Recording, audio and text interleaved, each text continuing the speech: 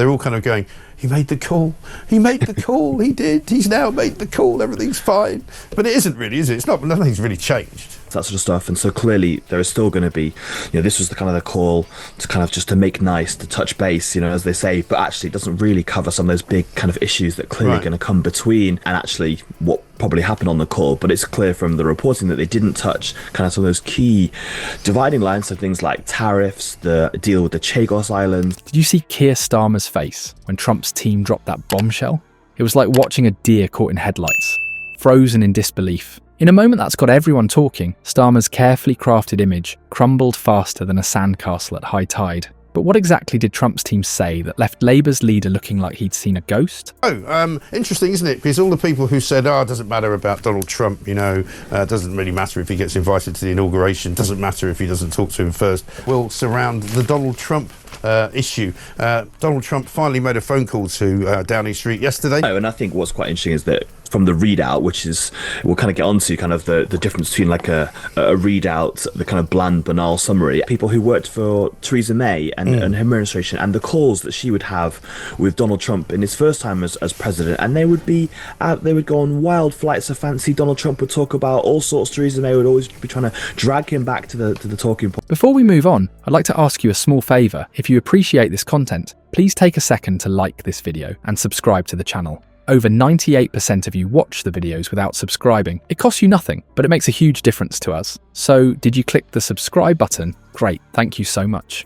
Now, back to the video. Remember when Keir Starmer strutted onto the political stage, waving the banner of free speech like a knight in shining armour? Well, it seems Trump's team didn't quite buy into this heroic narrative. They've managed to pull back the curtain on Starmer's grand illusion, exposing a stark contradiction between his lofty promises, the UK and the new American administration. Well, that's why I wonder whether, when the Downing Street said it was a 45-minute call, I'm not sure that it actually was. I mean, I don't really care how long the call was for, but they also discussed trade and the economy, Prime Minister setting out how we are deregulating to boost growth, blah, blah, blah. I mean, it doesn't sound like a 45-minute call to me. I mean, I'm 45-minute calls with my sister. From what I read last night, as you say, the readout, Prime Minister paid tribute to President Trump's role in securing the landmark ceasefire and hostage deal in Gaza.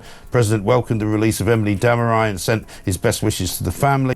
And the Labour government's actual actions. Starmer's past declarations about protecting freedom of expression in the UK now ring hollow in the face of recent developments. It's as if he's been caught with his hand in the proverbial cookie jar, only the cookies are the fundamental rights of British citizens. The Labour government's approach to free speech has raised eyebrows and set off alarm bells among civil liberties advocates. Take, for instance, the controversial buffer zones law. This piece of legislation has effectively muzzled silent prayer near abortion clinics. It's a move that's left many wondering, since when did peaceful, non-disruptive prayer become a threat to public order? The irony is palpable.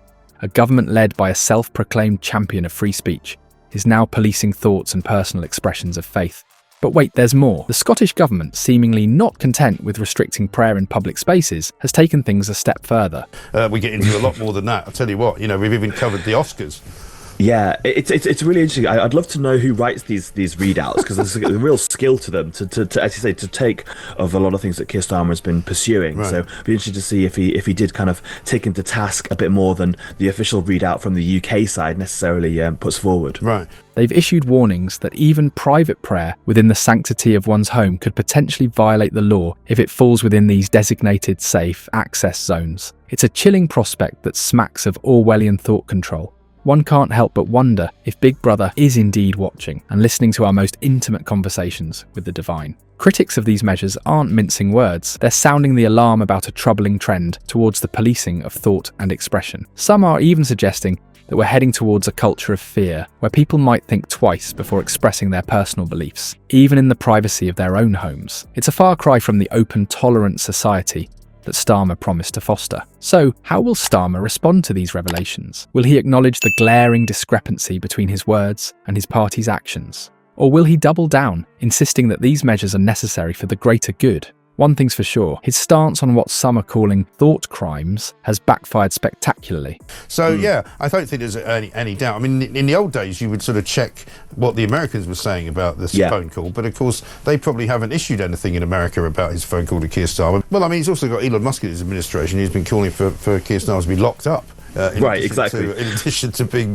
taken out of Downing Street and replaced by somebody else. It's left him looking less like a defender of free speech and more like a politician caught in a web of his own contradictions. Just when you thought the political storm had settled, Trump's team unleashed a bombshell that's left Labour reeling. Keir Starmer, already bruised from the free speech debacle, now faces a new crisis that threatens to shatter his credibility on immigration. Brace yourselves, because the numbers we're about to dive into are nothing short of staggering. Starmer's Labour Party has long touted a balanced approach to immigration, promising to maintain control while reaping the benefits of a diverse workforce. But Trump's team has pulled back the curtain on a reality that's far from the rosy picture Labour's been painting. Hold on to your hats, folks, because nearly 1 in 5 people living in the UK today are immigrants. Let that sink in for a moment. This isn't just a slight increase, it's an all-time high that's raising eyebrows across the political spectrum. But wait, there's more. Remember when British voters thought they were getting tighter border control? Well, it turns out the floodgates have been wide open. The number of immigrants entering the EU from non-EU countries doubled between 2021 and 2022. That's right, doubled. It's a surge that's putting unprecedented pressure on Europe's immigration systems, and the UK is feeling the heat. Now let's be clear, this isn't just about numbers on a page. We're talking about real-world impacts on British communities and public services. Schools, hospitals and housing are all feeling the strain of this mass migration. And it's not just the usual suspects raising concerns. Even some of Labour's traditional supporters are starting to question whether their party has lost touch with the people it claims to represent.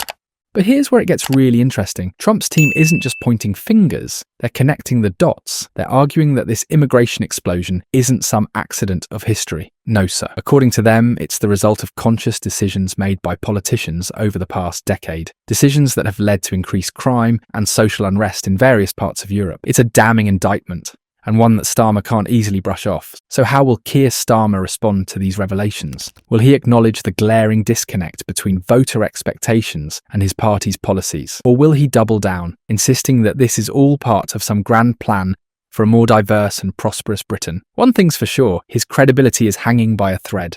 The revelations from Trump's team have sent shockwaves through British politics, leaving Keir Starmer's credibility hanging by a thread. This public embarrassment isn't just a passing scandal, it's a seismic event that could reshape the Labour Party's future. Political analysts are already speculating about the long-term fallout, with some suggesting that Starmer's leadership may be irreparably damaged. But let's not forget the real victims here.